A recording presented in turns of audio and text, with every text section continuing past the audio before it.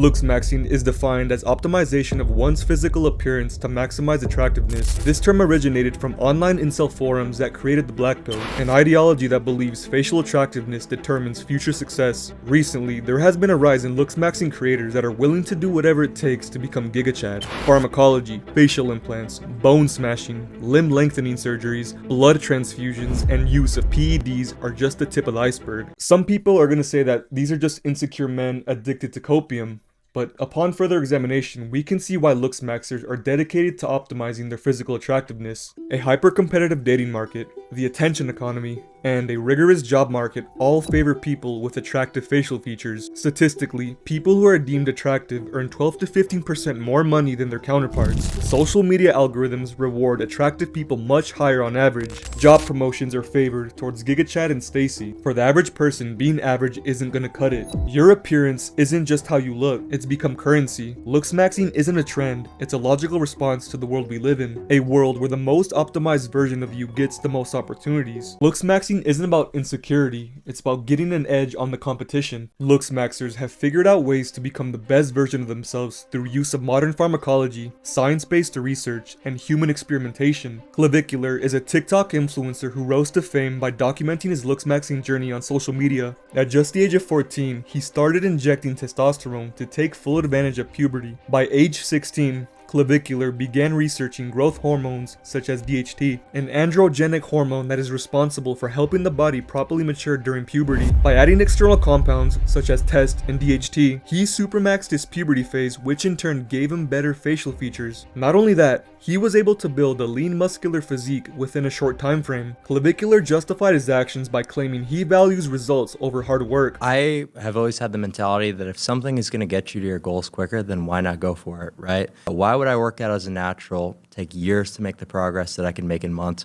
It didn't make sense to me at all.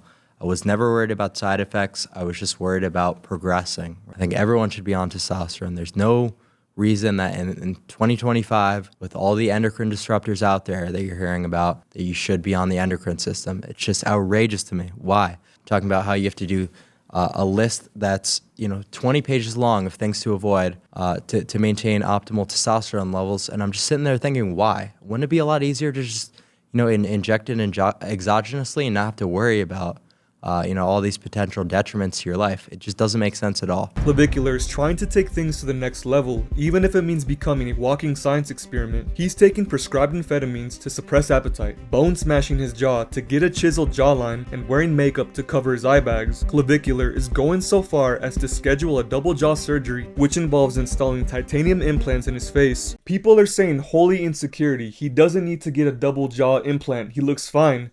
But I don't think he's doing it from a place of insecurity. It seems to me that he's just really passionate about the science of Looksmaxxing and is willing to do anything he can control. Think about it like this. We've entered the era of biohacking, where people use technology, medicine, and pharmacology to enhance themselves faster than ever before. You can make 10 years progress in a matter of months. I'm not saying this is safe, it's purely logical. Why would you not want to take a pill that boosts your IQ, makes you handsome, and allows you to do things you couldn't do before? I'm not saying that pill actually exists, but the idea is alive. When you combine social pressure, hustle culture, and a generation raised on instant results, you get the perfect storm. You get teenagers turning into PEDs, hormones, and finding shortcuts just to enhance themselves. Not because it's fun, they're doing it out of competition. Whether or not you participate in the game, it's happening. Looksmaxxing has a negative connotation because it's synonymous with the black pill. It's a defeatist ideology that hyperfixates on looks while blaming women for their isolation. Incel serial killers like Elliot Rodger used to be on old Looksmaxxing forums where people discussed ways to optimize physical attractiveness. One could argue that women are the biggest Looksmaxxers, but that's besides the point. What are you willing to do to become the most optimal version of yourself? Everyone should at least be softmaxing, which is having good hygiene, getting a good haircut, having a good fashion sense,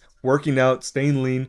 On the other hand, you have hard maxers who do surgical procedures, starvation, PED use, and questionable protocols. Take for example billionaire Looksmaxxer Brian Johnson, who spends $2 million a year to look younger. He's 45 years old and has aged 5 years backwards. His Looksmaxxing protocol requires over 100 supplements, including pharmaceuticals, followed by strict diet, daily exercise, and regular medical checkups. Brian even went so far as to undergo blood transfusion therapy by injecting his son's blood plasma to reverse the aging process. Just live your life, bro. Looksmaxxing Looksmaxxing is for average men trying to better themselves to increase their chances at success, not billionaires who want to live forever. Question is, are Looksmaxxers a bad influence?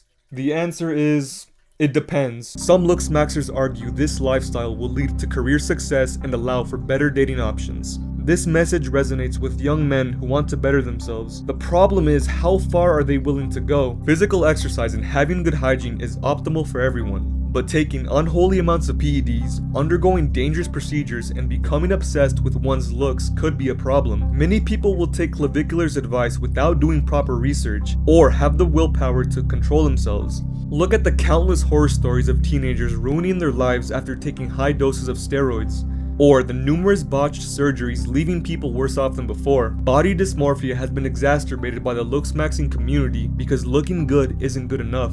Realistically, not many teens will have the resources to start hardmaxing because it takes a lot of dedication and maintenance. On the other hand, improving one's physical appearance will benefit your overall success rate in society. Good-looking people naturally have this halo effect where everything they do is perceived positively. Like those serial killers, Richard Ramirez, Ted Bundy.